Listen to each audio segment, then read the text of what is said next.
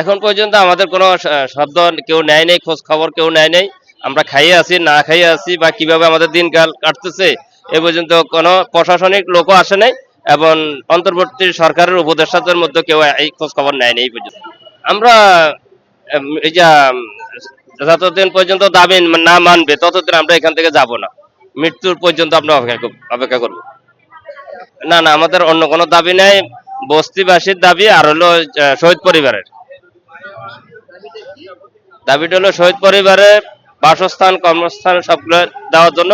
আর শহীদ পরিবারের যে জায়গা সরকার দখল নিয়ে গেছে ওই জায়গাটা ফেরত দেওয়ার জন্য, বা তার সমপরিমাণ যে অর্থ দেওয়ার কথা বলা হয়েছিল আইন প্রক্রিয়ার মাধ্যমে, এবার আদালতের রায় ঘোষণা করছে সেটা সাবেক মেয়র আতিকুর রহমান উনি এটা বানচাল করা হয়েছে, সেটা দেয়।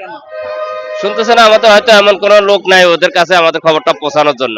আমরা হয়তো মিডিয়া ইলেকট্রনিক্সের মাধ্যমে পৌঁছাইতে চাই ডক্টর মোহাম্মদ ইউনূসের দপ্তরে আমাদের খবরগুলো পৌঁছানোর জন্য। এমন আমরা গরিব মানুষ দেখে আমাদেরকে মূল্যায়ন করবে না। এমন এই গরিব, সারা বাংলাদেশে 18 কোটি মানুষের মধ্যে 14 কোটি মানুষই গরিব। এই গরিবদের ভোট দিয়ে এই দেশে সরকার গঠন করা হয়, কিন্তু গরিবদেরকে মূল্যায়ন করা হয় না।